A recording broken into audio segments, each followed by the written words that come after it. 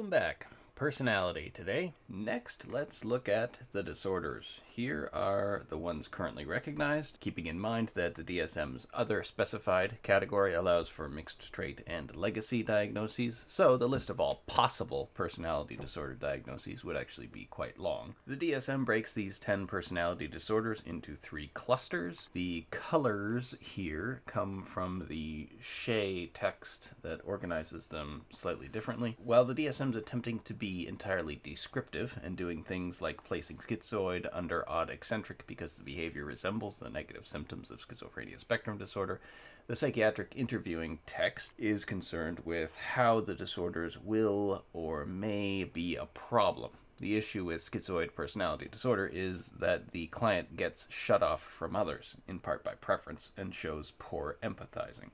Similarly, borderline personality disorder may look a lot like the other cluster B disorders and be quite dramatic, emotional, and erratic. The more pressing problem posed by and for the borderline personality disorder client is that their perception of reality is prone to sudden unjustified shifts, hence psychotic prone. Next, we're going to look at the disorders individually. Before we do, 2 concepts will be useful. First, we should specify the difference between a sign and a symptom. If a client lies or is dishonest during the interview, that is a sign that he might have antisocial personality. If a client tells us that he has no trouble with lying when he needs to, that he's good at it, that communicates a symptom of antisocial personality. A sign is what we observe, a symptom is what is reported. Second, there are some symptoms that clients feel fine about, such as those with antisocial personality who generally will not feel bad about the fact that they're good at lying, such as avoidance behavior in avoidant personality disorder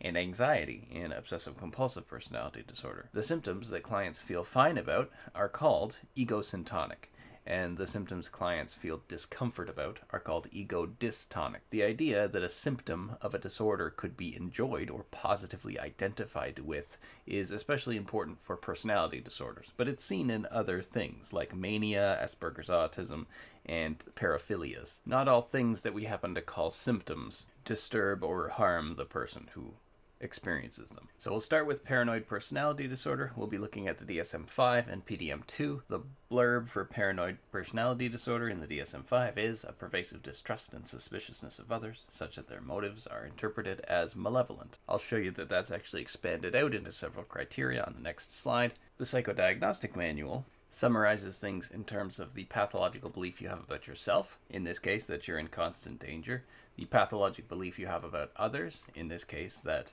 the world is full of people who want to victimize you, and the psychodynamic core here, the central ways that the individual has of defending their ego, in this case projection denial and reaction formation. For paranoid PD, let's take a look at the actual diagnostic criteria in the DSM-5. You need 4 of 7. If you can check off any 4, then you can get a diagnosis. I'll let you read them yourself and see whether you have paranoid personality disorder, or if that's just what I want you to think. Now that we have some diagnostic criteria in black and white in front of us, here are 2 important requirements. First, diagnosis of personality disorders is based on the history of the person. So, whether these criteria appear to be characteristic of the individual since adolescence and maybe before. Personality disorders cannot validly be diagnosed based on how the client behaves in the interview. They're signs. We need at least for clients to describe their general thoughts, feelings, and behaviors. For example, the probe question, do you find that people often tend to be disloyal and dishonest? This question, with the words often and tend, are attempting to view the person's way of being across multiple contexts and time. No matter how many times the client says, I don't trust you, doctor, in the interview, such behavior is not enough for diagnosis. We need to establish that they have had a characteristic way of being since adolescence. This may require interviews with friends and family members of the client. In any case, we need information about the client's historical, not just current, way of being. Second, note that no criterion can be checked off if it is state dependent. So if any of these are met, perhaps because of constant use of marijuana, then we are not going to check off those criteria. If we are not sure as to whether a substance has been responsible for these symptoms, then we don't check off the criteria. If the client's suspicion or unjustified doubts could be viewed as due to a medical condition, another disorder, or effects of a substance, we cannot validly check off the item as contributing to a personality disorder diagnosis. This requirement that the client have 4 of 7 criteria is typical for the 10 personality disorders in the DSM. Sometimes it's 5 of 9. But this, of course, means that 2 people that both have paranoid personality disorder could still have quite different symptoms or criteria checked off. So you could narrate 2 cases that only have 1 criterion in common, and despite the fact that they have the same personality disorder, they have quite different personalities and disorders. Now, paranoid personality disorder is not in the appendix model of the DSM-5, suggesting there is not an intention to keep it as a category in the next version of the DSM. This reduction of specific categories, specifically moving from 10 disorders to 6, would be quite a change for the DSM. This table lists all of the DSM versions, their number of pages, and the number of diagnoses contained in each edition. Note that the books get longer and the number of diagnoses goes up. The general motivation has been to reduce the number of diagnosed cases that are unspecified, and this may be one of the reasons why the new personality model in the appendix of the DSM-5 wasn't brought into the main body, because it goes against this goal. In initial research, more than half of the diagnosed cases that were diagnosed using the DSM-5 appendix were disorders that weren't the 6 specific disorders. This isn't necessarily a bad thing if you're trying to get a clear picture of the individual's unique personality, but it could lead to some challenges in terms of research, because we're supposed to be able to tell people we know something about them and what might help them based on the category we can put them in. And if they're in their own unspecified category, then we can't rightly make that claim. But some of this is speculation, so let's continue on. Schizoid personality disorder. DSM-5, a pervasive pattern of detachment from social relationships and a restricted range of expression of emotions in interpersonal settings. PDM-2, belief about self, dependency and love are dangerous, belief about others. The social world is impinging and dangerously engulfing. Characteristic defense mechanisms, withdrawal, both physically and into one's own imagination, with the latter leading to some idiosyncratic preoccupations. This is another personality disorder that is not in the DSM-5 personality disorder appendix. Its removal from the list has been recommended due to comparatively little research on the disorder, in part because it has less than 1% prevalence in the population, so we might not know enough about it to be particularly helpful from a research-based standpoint to our clients. Next is schizotypal personality disorder, because I'm going through the odd-eccentric cluster, which is a DSM-only personality disorder. In the psychodiagnostic manual, you can diagnose schizotypal disorder, for which it lists the alternate names of simple schizophrenia and residual schizophrenia, but there is no schizotypal personality disorder in the psychodiagnostic manual. It lists schizotypal under predominantly psychotic disorders, along with brief psychotic, delusional, and schizophrenia and schizoaffective disorders. Recall that in the DSM-5, schizotypal is double listed. It appears in both the personality disorders and schizophrenia sections. The DSM description is a pervasive pattern of social and interpersonal deficits marked by acute discomfort with and reduced capacity for close relationships, as well as by cognitive and perceptual distortions and eccentricities of behavior. Note that distortions are not hallucinations. Another clinical word in line with distortions here would be illusions. A hallucination is something you experience when there's nothing to experience. An illusion is something you experience incorrectly, though there is something that you are distorting. Prevalence for this disorder is much higher than for schizoid personality disorder. It's about 3 to 5% of the population that we estimate would be diagnosable in any given year, most of which would be males. And schizotypal did make the short list of 6 personality disorders in the DSM-5 appendix, and its tagline has been changed in the last sentence in order to accommodate those with paranoid personality disorder and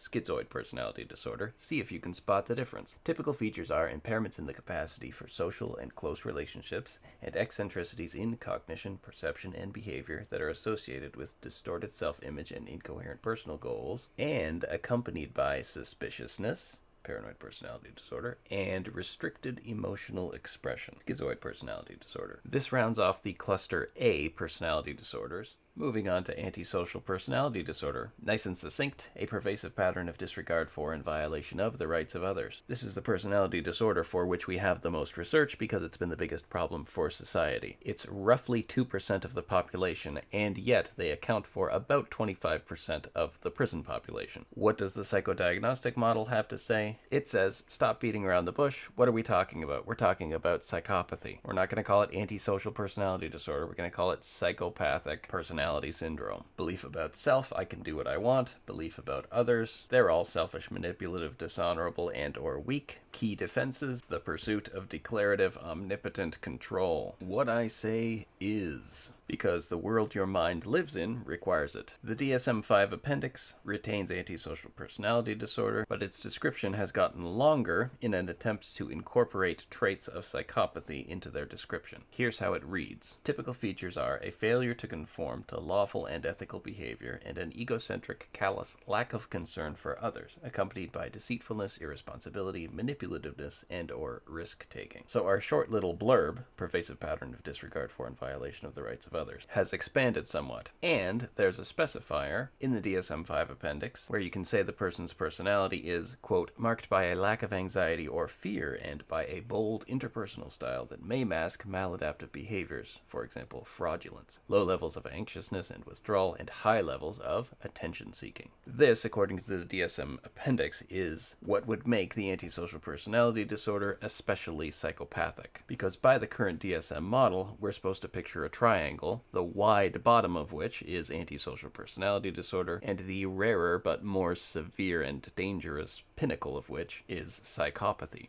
But we can see the DSM moving toward the psychodiagnostic manual's embrace of the term and concept of psychopathy. Next, borderline. It's in cluster B, dramatic, emotional, erratic, but is psychotic prone. The DSM-5, a pervasive pattern of instability of interpersonal relationships, self-image, and affects, and marked impulsivity. The psychodiagnostic manual, belief about self, I don't know who I am. I inhabit dissociated self-states rather than having a sense of continuity. Belief about others. Others are one-dimensional and defined by their effects on me rather than by a sense of their complex individual psychology. Central defenses. Splitting, projective identification, which we've already talked about, denial, dissociation, acting out, and other primitive defenses. The estimated prevalence is between 1 and 3% of the population in a given year would be diagnosable. Interestingly, it's most comorbid with schizotypal personality disorder. In other words, if the person has borderline personality, the other personality disorder that individual is most likely to have, if they have another personality disorder, is schizotypal. And yes, people can have more than one personality disorder. Generally, the number of personality disorders for which you meet threshold for diagnosis is considered a measure of the severity of your personality dysfunction. In the DSM-5 appendix, borderline personality disorder is described with the blurb, typical features are instability of self-image, personal goals, interpersonal relationships, and affects, accompanied by impulsivity, risk-taking, and or hostility. And your big 5 profile for this personality disorder is high extroversion, high neuroticism, low agreeableness, and low conscientiousness.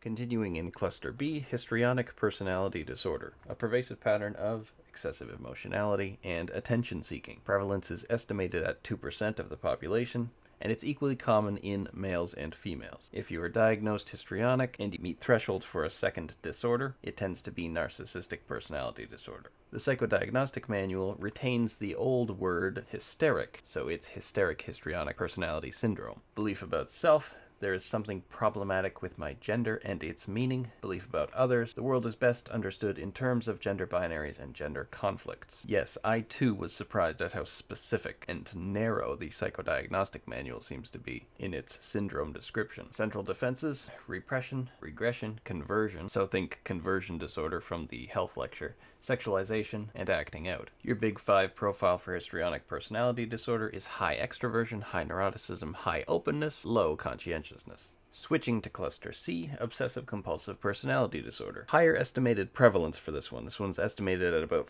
4% prevalence in the population, and it's a bit more common in males than females.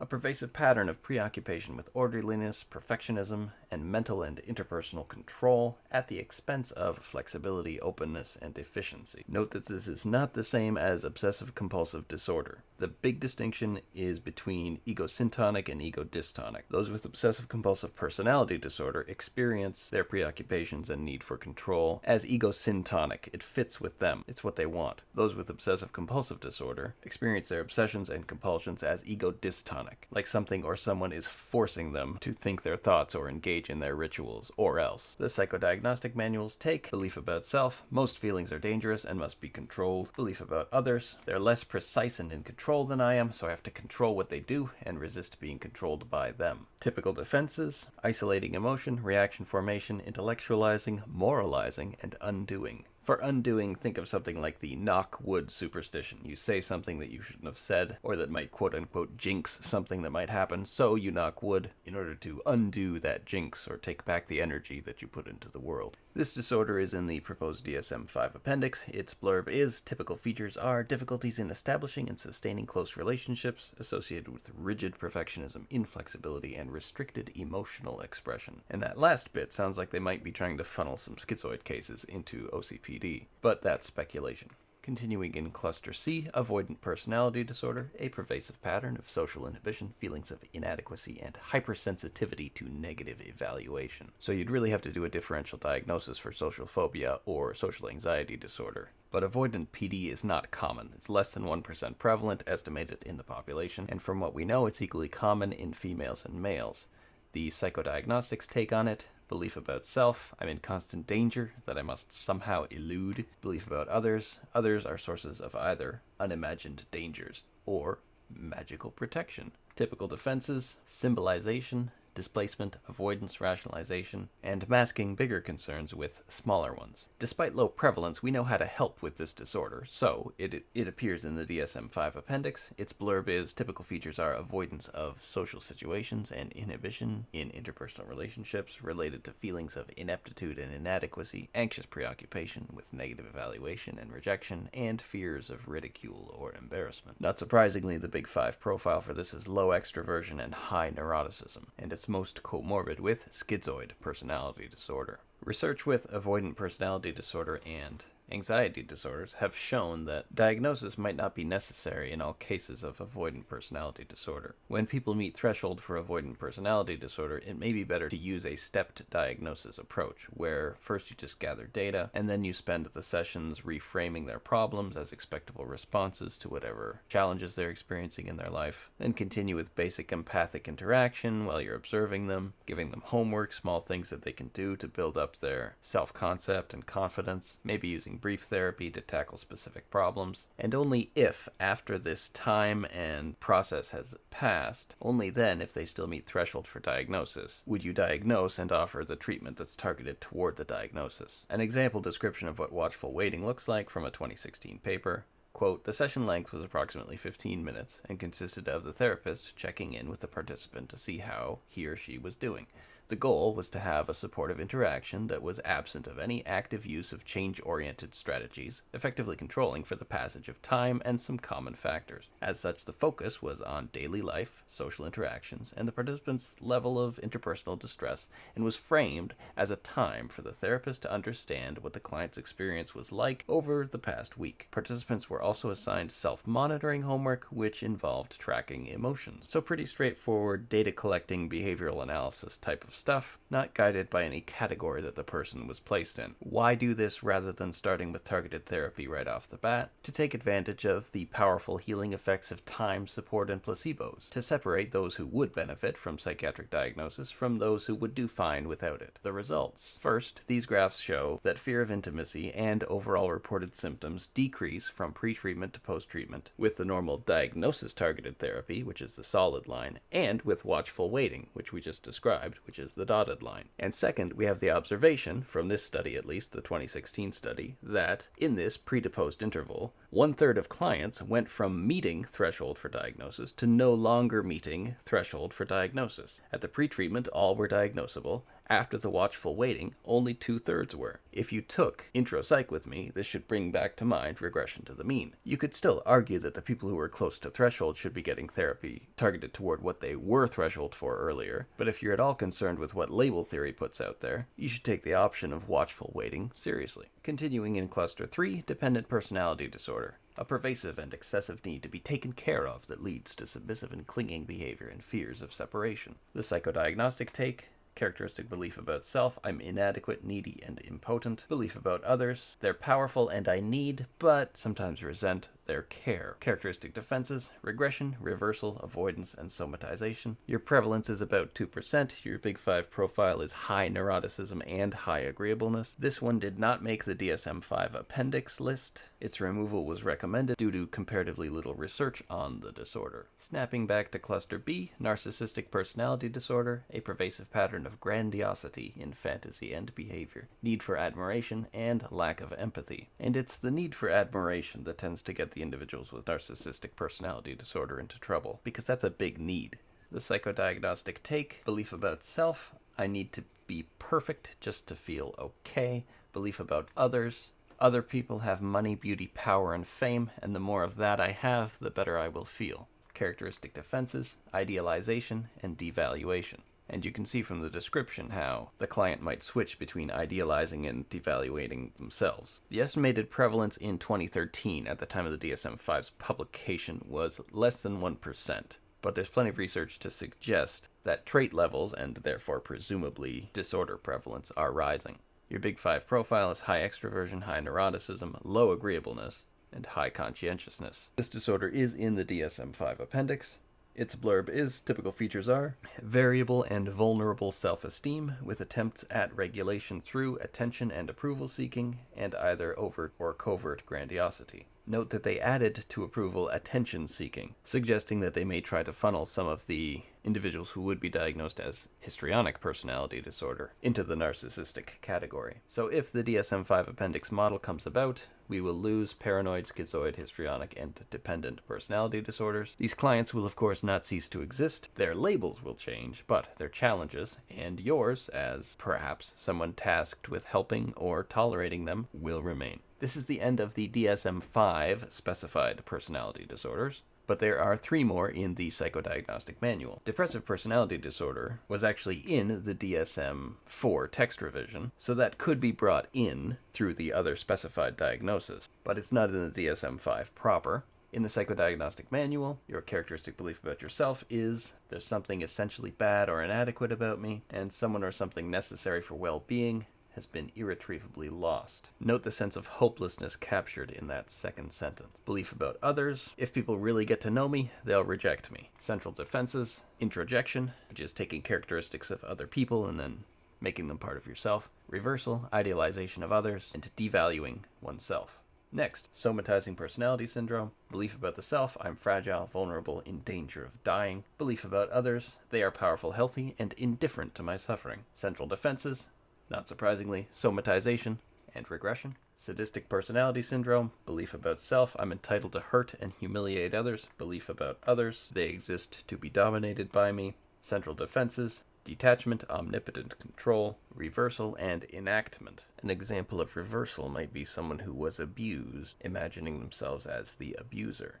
An example of enactment might be, rather than processing a deep emotion or coming to intellectual terms with it, you play out the thing that caused that emotion. So combining them could lead to someone who is traumatized, traumatizing others. The most empirically supported model of personality is Costa and McRae's Big 5 personality model. It was empirically derived. The factor structure has been replicated in various languages in more than 50 diverse countries, including Britain, Germany, Portugal, the Czech Republic, Turkey, Israel, China, Korea, Japan, France, the Philippines, Russia, India, Denmark, Italy, Lebanon, Canada, and in studies of subsamples or subsets of individuals within those countries, such as only Hispanic residents of the United States. We find these same factors wherever we look. Different cultures can value different traits differently, but everywhere we look, we find them. And not only do they consistently come out as these 5 traits in the factor analysis, we see the same differences everywhere we look. Specifically, in 55 different countries, we have found the same sex differences on big 5 factors. Specifically, women score higher in neuroticism, extroversion, agreeableness, and conscientiousness than men. If it's only culture or social conditioning that makes these differences, then it's at least culture that 55 different countries seem to converge upon. There's also great stability of factors over time. If you're an extrovert now, you'll be an extrovert 40 years from now, most likely.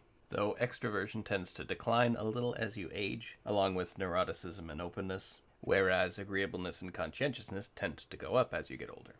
How do the Big 10 line up with the Big 5? Well, in terms of openness, 2 DSM personality disorders that are characteristically low in openness are obsessive-compulsive and paranoid. 2 that are characteristically high in openness are histrionic and schizotypal. In fact, schizotypal is associated with something called magical thinking, which is a topic for another time. So those high in openness would describe themselves or be described by others as being original, independent, creative, and daring. There are 3 disorders, typically low in conscientiousness: histrionic, borderline, and antisocial PD, and 2 that are characteristically high. These individuals would be described as careful, reliable, hardworking, and organized: narcissism and obsessive-compulsive. Low extroversion is a factor for paranoid, schizoid, avoidant, obsessive-compulsive, and schizotypal, and high extroversion is characteristic of borderline, histrionic, and narcissistic. The only personality disorder with high characteristic agreeableness is dependent personality disorder, keeping in mind that that agreeableness sometimes comes with some resentment. And 5 PDs characteristically low in agreeableness: antisocial, paranoid, narcissistic, borderline, and obsessive-compulsive.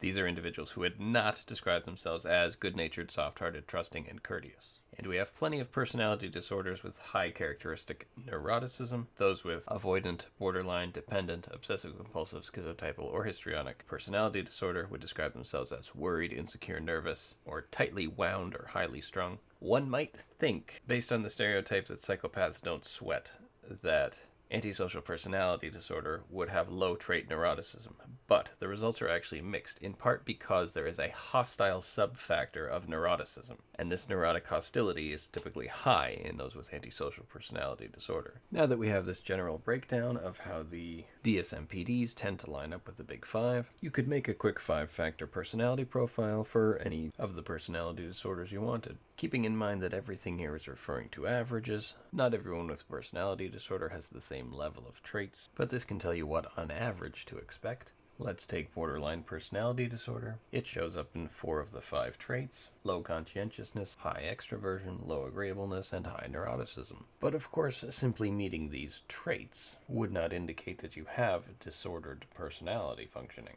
Disorders care about how you adapt to the world. Having a set of traits is not the same as acting them out or using them in maladaptive ways. So what do we need for a diagnosis then? Well, as we saw, borderline as a disorder category came into the DSM in 1980. The essential feature is a personality disorder in which there is instability in a variety of areas, including interpersonal behavior, mood, and self-image. No single feature is invariably present. Interpersonal relations are often intense and unstable, with marked shifts of attitude over time. Frequently, there is impulsive and unpredictable behavior that is potentially physically self-damaging.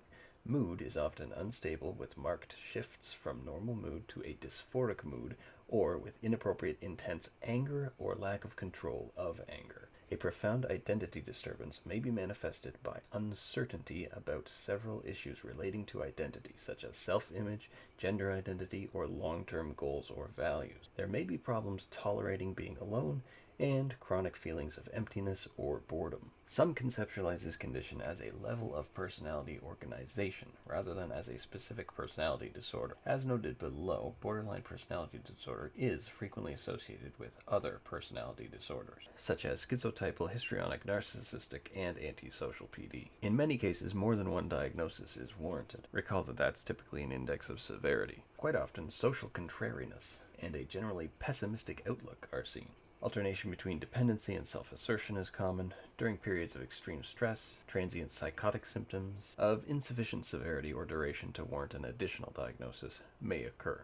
And in terms of the diagnostic criteria proper, this one is a 5 of 8. Impulsivity or unpredictability, unstable and intense interpersonal relationships, inappropriate intense anger, lack of control, identity disturbance, affective instability, intolerance of being alone, physically self-damaging acts, chronic feelings of emptiness or boredom. That's your bouncing baby borderline personality disorder. It hasn't changed too much since its infancy here, but that was the first description of borderline as a diagnosable disorder. Theodore Millon in 1990 and 2011 attempted to create a substantive theoretical supplement to the DSM, something that could provide a grounded scientific understanding capable of answering the whys, hows, and wherefores of abnormal psychology. Recall that the DSM, since its third edition in 1980, has been explicitly atheoretical or descriptive. Millon wanted to make the theory that tied the descriptive what to a why and how. Specifically, he attempted to apply evolutionary and ecological principles of existence, adaptation, replication, and abstraction to all of the disorders. Borderline sits in the middle of a spectrum from unstable to cyclophrenic, and it is unique in that one of the borderline problems is that the individual is driven by or motivated by pretty much everything, and this leads to contradictions. So on the existence polarity, you can be attempting to maintain your existence by pursuing pleasure or avoiding pain. In borderline PD, reward seeking is in overdrive and danger avoidance is in overdrive. You have too much of both, and the fact that both motivations are so active is already an internal conflict. Adaptation is expressed in terms of the polarity of activity. How much do you modify your environment? Is it too much or not enough? In bipolar, your ecological interactions are too passive and accommodating and too intrusive and altering of the environment. The first, being too passive, is bad for your immediate survival. We generally have to do something to the environment to assure our survival. But you also have, with the low agreeableness, being too intrusive or altering of the environment, which is generally bad for the local ecology's survival. If you come in and destroy the land, you can't live off it. If you destroy the people around you, they can't help to support you. The third polarity here was replication. On the one side, you can work on improving yourself, your competencies, your sexual attractiveness, and on the other side of the polarity, you can work on nurturing others, helping the rest of your team or offspring to succeed. With borderline, we see a conflict because the individual with borderline PD is simultaneously attempting to optimize their individual competencies and reproductive fitness, also called self-actualizing, and most often also attempting to secure, sometimes with desperate urgency, and to nurture reproductive relationships, a partner and dependents, a process which tends to require what Millon calls asymmetrical parental investment, i.e., proportionally more of your time and energy go into others than into oneself. Basically, the individual with borderline is motivated in 6 directions, causing at least 3 polar conflicts or contradictions within themselves. Now let's take a look at the 2 current DSM models of borderline personality disorder. In the main body, we have a 5 of 9 model now, a pervasive pattern of instability of interpersonal relationships, self-image and affects, and marked impulsivity, beginning by early adulthood and present in a variety of contexts, as indicated by 5 or more of the following: frantic efforts to avoid real or imagined abandonment, a pattern of unstable and intense interpersonal relationships, identity disturbance, impulsivity in at least 2 areas that are potentially self-damaging, recurrent suicidal behavior, affective instability, chronic feelings of emptiness, inappropriate intense anger or difficulty controlling anger, transient stress-related paranoid ideation, or severe dissociative symptoms.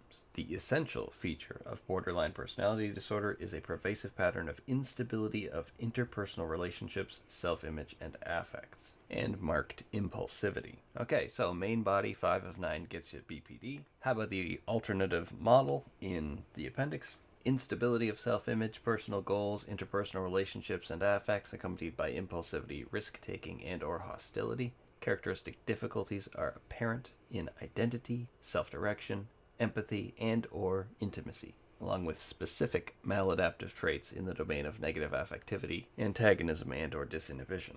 Like any other PD in the alternative model, you need at least 2 of your identity, self-direction, empathy, or intimacy to be affected. And for criterion B, you need some specific traits to be pathological in order to have borderline PD, one of which has to be impulsivity, risk-taking, or hostility. But you need 4, including potentially emotional lability, anxiousness, depressivity, and separation insecurity. As you might expect, the psychodiagnostic manual's approach is not so itemized, but it is in many ways richer, and I find it better helps me understand what the individual might be feeling, thinking, or suffering from. In my opinion, borderline PD represents kind of a fail point of the research domain criteria approach, which granted is in its roughest of rough drafts at this point, but we can't even make a first pass at understanding borderline PD. Is it a negative valence problem or a positive valence problem? As we saw with the Milan perspective, it's both, but also as we saw with Milan, there seem to be some social processes that are a bit out of whack, and we might even find some explanations in the regulatory systems section. I'm optimistic that the research domain criteria approach is on the right track and will bear a lot of useful fruit, to mix a whole bunch of metaphors together at once. But it's not very helpful for borderline PD at the moment. A whole other approach to personality disorders would be the profiling approach that the FBI takes. Joe Navarro tells us that there's 4 categories of dangerous people: